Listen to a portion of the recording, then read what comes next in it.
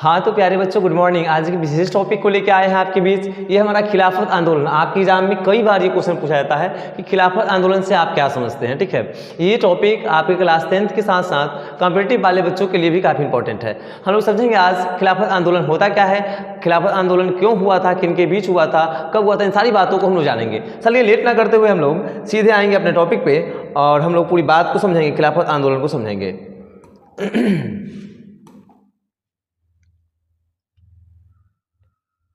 चलिए, जलियांवाला बाग हत्याकांड समझने के बाद हम लोग अगला टॉपिक है हमारा, अगला टॉपिक क्या है हमारा, खिलाफत आंदोलन। ठीक है, खिलाफत मूवमेंट।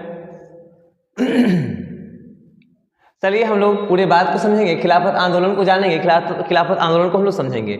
चलिए बताएंगे क्या कि खिलाफत आंदोलन की शुरुआत 1919 ईस्वी को तुर्की के मुसलमानों और अंग्रेजों के बीच इस आंदोलन की शुरुआत होती है, जिसमें कि तुर्की का बुरी तरीके से हार हो जाता है। अभी हम लोग क्या बताए हैं आपको, क्या बताए हैं कि तुर्की और ये क्या बताया गया है कि तुर्की और किसके बीच, तो अंग्रेजों के बीच इस आंदोलन की शुरुआत होती है। इस आंदोलन की शुरुआत कब होती है, आपसे क्वेश्चन बनेगा खिलाफत आंदोलन की शुरुआत कब हुई थी, क्या बताइएगा, खिलाफत आंदोलन कब हुआ था, तो 1919 ईस्वी में। तो हम लोग बताएंगे खिलाफत आंदोलन की शुरुआत 1919 ईस्वी में होती है। किनके बीच, तो तुर्की के मुसलमानों और अंग्रेजों के बीच इस आंदोलन की शुरुआत होती है। इस आंदोलन में तुर्की बुरी तरीके से हार होती है, तुर्की की बुरी तरीके से हार होती है। और बता दें आपको आगे, इसके बाद क्या बताएंगे कि तुर्की के, ठीक है, तुर्की की बुरी तरीके से हार होती है, साथ ही साथ तुर्की के ऑटोमन साम्राज्य और खलीफा पद का भी नष्ट हो जाता है, इसका भी विघटन होता है, इसका भी नष्ट हो जाता है, ये भी बर्बाद हो जाता है। और आपको बता दें कि अंग्रेजों के माध्यम से, ठीक है, अंग्रेजों के माध्यम से तुर्कियों के ऊपर, तुर्की मुसलमानों के ऊपर ढेर सारा अत्याचार किया जाता है। इस बात से काफ़ी तकलीफ में होते हैं तुर्की के मुसलमान और ये सहारा लेते हैं भारतीय मुसलमानों का। और भारतीय मुसलमानों का सहारा लेके क्या करते हैं, तो अंग्रेजों का कड़ा विरोध करते हैं, अंग्रेजों का कड़ा विरोध करते हैं। और उसमें भारतीय मुसलमानों में इस आंदोलन के दो महानायक भी बताया गया है, इस आंदोलन का कड़ा विरोध करते हैं। ठीक है, इस आंदोलन में क्या करते हैं, तो अंग्रेजों का कड़ा विरोध करते हैं, तब जाके क्या होता है, मतलब कि इसकी ये आंदोलन खत्म होता है। और आपको बता दें कि इस आंदोलन के महानायक, ठीक है, इस आंदोलन के महानायक दो भाई थे, जिसका नाम था इसको अली बंधु के नाम से जाना जाता है। ठीक है, जिसमें कि मोहम्मद अली, ठीक है, मोहम्मद अली और शौकत अली दो भाई थे। तो इस कहानी के इस क्या बताया गया है, तो इस आंदोलन के महानायक किसको बोला गया है, तो शौकत अली और मोहम्मद अली को इस कहानी का नायक कहा गया है। साथ ही आपको बता दें कि इस आंदोलन में, ठीक है, इस आंदोलन में महात्मा गांधी के द्वारा, ठीक है, महात्मा गांधी के द्वारा कि भारतीय हिंदू और मुसलमान की एकता को स्थापित किया गया था। इसी आंदोलन के द्वारा क्या किया गया था, इसी आंदोलन में क्या किया गया था, तो भारतीय मुसलमान और हिंदुओं के बीच एकता को स्थापित किया गया था। किनके द्वारा, तो महात्मा गांधी के द्वारा। तो हम लोग इस तरीके से बताएंगे। अब देखेंगे हम लोग कि आपके एग्जाम में ऑब्जेक्टिव क्वेश्चंस बनता कैसे है, आप एग्जाम में ऑब्जेक्टिव क्वेश्चंस बनता कैसे है। तो हम लोग क्या बताएंगे कि जो ऑब्जेक्टिव क्वेश्चंस होता है कैसे बनता है, सारी बात को देखेंगे हम लोग। तो आपसे सर्वप्रथम बनेगा कैसा क्वेश्चन कि जो खिलाफत आंदोलन था, ठीक है, देखिए खिलाफत आंदोलन जो हुआ था, खिलाफत आंदोलन जो हुआ था किनके बीच हुआ था, तो हम लोग क्या बताएंगे कि तुर्की के मुसलमानों और अंग्रेजों के बीच ये आंदोलन हुआ था। पहला ऑब्जेक्टिव क्वेश्चन ऐसे बनेगा।